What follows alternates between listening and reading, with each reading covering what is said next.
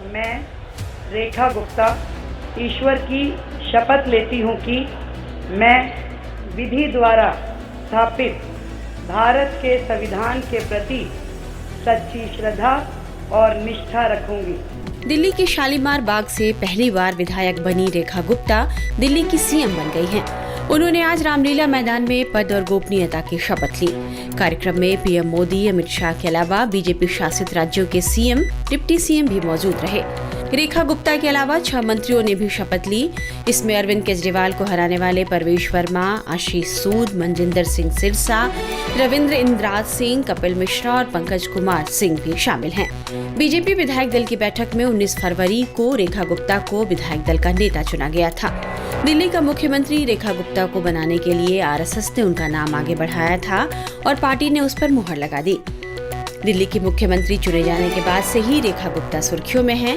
राजनीतिक समीकरणों के साथ साथ इसमें भी लोगों की दिलचस्पी जगी है कि रेखा गुप्ता की आर्थिक पृष्ठभूमि क्या है, क्या वो मध्यम वर्ग से आती हैं या काफी एलीट क्लास की महिला हैं। लोग उनके साथ साथ उनके परिवार के बारे में भी जानना चाहते हैं। आइए हम आपको भी उनके परिवार के बारे में बताते हैं। तो सबसे पहले आपको बता दें कि रेखा गुप्ता तो राजनीति में हैं, लेकिन उनके परिवार के किसी भी अन्य सदस्य का राजनीति से कोई लेना देना नहीं। रेखा गुप्ता मूल रूप से हरियाणा के जिंद जिले के नंदगढ़ गांव की रहने वाली हैं। उनके पिता की नौकरी दिल्ली में लगने के बाद उनका परिवार दिल्ली आ गया था। रेखा गुप्ता ने अपनी स्कूली शिक्षा से लेकर स्नातक तक की पढ़ाई दिल्ली में ही की है। उनकी शादी 1998 में मनीष गुप्ता से हुई थी। रेखा गुप्ता के पति मनीष गुप्ता कारोबारी हैं और वे इंश्योरेंस से जुड़ा बिजनेस चलाते हैं। मनीष गुप्ता राजनीति में सक्रिय नहीं हैं, लेकिन रेखा गुप्ता के राजनीतिक सफर में वे पूरा सहयोग देते हैं। पत्नी के सीएम बनने पर मनीष गुप्ता काफी खुश हैं। राजनीति में रहकर घर परिवार के साथ रेखा गुप्ता कैसे सामंजस्य बिठाती हैं, ये उनके पति से ही सुनिए। बताइए, यहाँ तक का जो सफर था कितना मुश्किलों से भरा था। आप लगातार उनके साथ थे, आपको उनका लगातार साथ मिला, पूरा परिवार उनके साथ था, कितना मुश्किलों से भरा। नहीं, पॉलिटिक्स में तो उतार चढ़ाव और हर प्रकार का समय एडजस्टमेंट, टाइम मैनेजमेंट करके हम आगे बढ़ते हैं।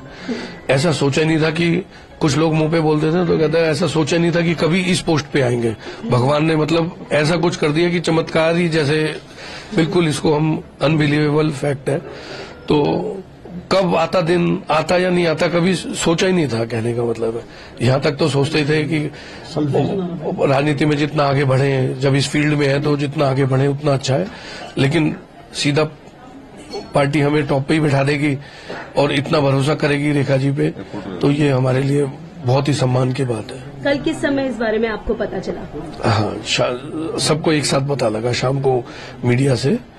तो मीडिया से ही पता लगा क्योंकि रेखा जी से बात तक नहीं हो पाई उस समय, इन लोगों का फोन वोन सब स्विच ऑफ था।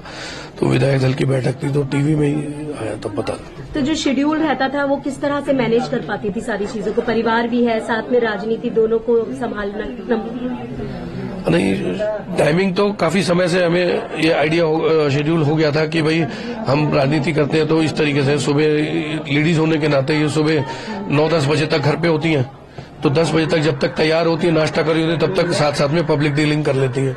इस तरह से इनका सुबह सुबह का शेड्यूल रहता है। और उसके बाद में हम ये दोपहर भर के जो कार्यक्रम अपने प्रदेश के जो बीच में राउंड लगाने ब्लॉक्स के अंदर वो रहते हैं। शाम को रस्म पकड़ियों में इधर उधर 3-4 बजे के ऐसे कार्यक्रम होते हैं। उसके बाद भजन संध्या और शादियां रात को। तो इस तरह से टाइम मैनेजमेंट तो रेखा जी ही ये सब करती हैं। मैं तो सिर्फ जो है घर पर ही उनका असिस्टेंस करता हूँ। बच्चों से बात हुई? हाँ, बच्चों से बात हुई। बच्चे आ रहे हैं और पहुंचेंगे जो है। अच्छा, शपथ लेने के बाद कुछ रेखा जी ने सोचा है कि ये काम जो है दिल्ली की जनता के लिए सबसे पहले करिए? हाँ, वो रेखा जी बताएंगे।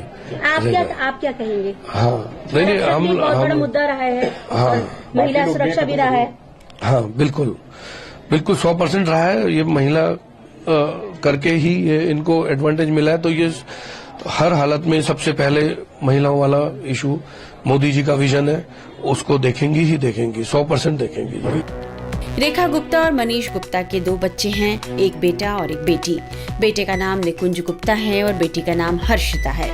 बेटी हर्षिता गुप्ता पिता के कारोबार में मदद करती है, जबकि बेटा अभी पढ़ाई कर रहा है। मां के सीएम चुने जाने पर बेटा निकुंज भी बेहद प्रफुल्लित है।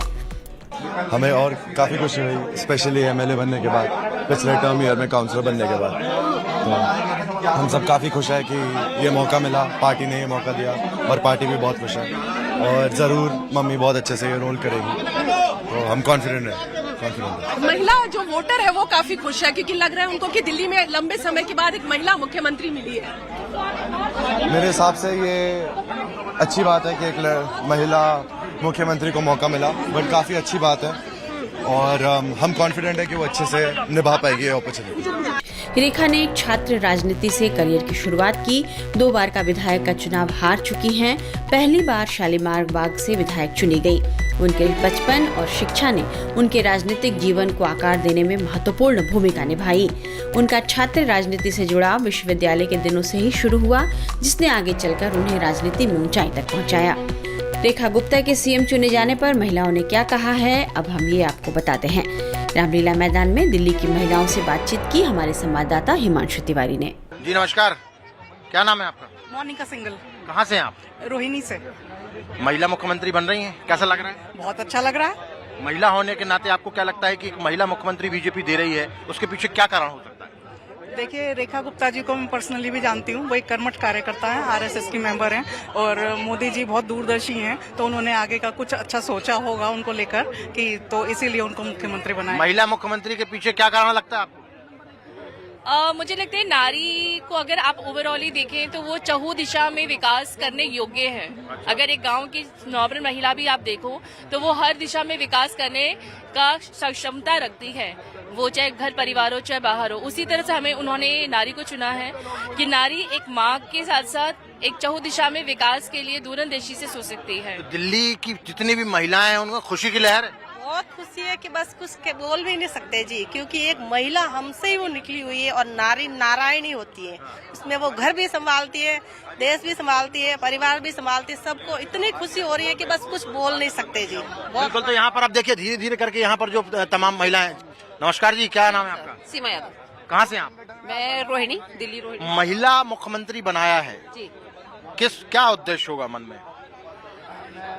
महिला के लिए मतलब यहाँ सीएम फेस महिला ही होना चाहिए था, ठीक है, क्योंकि जो मतलब दिल्ली आप देखिए एक मतलब पूरे देश के मतलब पूरे स्टेट से लोग यहाँ रहते हैं, ठीक है, तो यहाँ महिलाओं के लिए बहुत सारी समस्या है। वो बताइए आपको, बहुत सारी पहले से ही, अभी हमारी जो पहले सरकार जो वादे बीजेपी ने किए हैं वो रेखा गुप्ता पूरे कर पाएंगी जी। पूरी उम्मीद है आपको? पूरी उम्मीद है जी, पूरे वादे पूरे करेंगी। जो भी संकल्प पत्र है बीजेपी का उसके लिए संकल्प पत्र पूरा होगा ऐसा इनका कहना है। देखिए और भी कुछ महिलाओं से बातचीत करने की कोशिश करते हैं। आपको क्या लगता है रेखा गुप्ता इतनी कैपेबल हैं कि वो जो बीजेपी ने वादे किए हैं दिल्ली से, दिल्ली की महिलाओं से, दिल्ली वासियों से, वो पूरे कर पाएंगी? श्रीमती रेखा गुप्ता जी हमारे बीच से निकल के गई हैं, हम महिला मोर्चे से हैं और हमें पूरी गारंटी है और हम सब बहनें उनके साथ हैं, तो क्यों नहीं वो पूरा करेंगी? पूरा कर लेंगी वादे? कर लेंगी, पूरे करेंगी, सारे वादे पूरा करेंगी। सारे वादे क्यों रेखा गुप्ता जी को क्यों बनाया? क्यों? क्योंकि मतलब महिला को ही क्यों बनाया? ये भाजपा है, ये नीचे से कार्यकर्ता को उठा के कहाँ बिठाल दे इसका रातों रात पता नहीं होता। क्या कहना चाहेंगी रेखा गुप्ता जी, क्या पूरे वादे फुलफिल कर पाएंगी? इतनी कैपेबल हैं वो? बिल्कुल कर पाएंगी, क्योंकि पहले भी महिलाएं अपने आप को साबित कर चुकी हैं और रेखा गुप्ता जी इस वाले कसौटी पे भी पूरी खरी उतरेंगी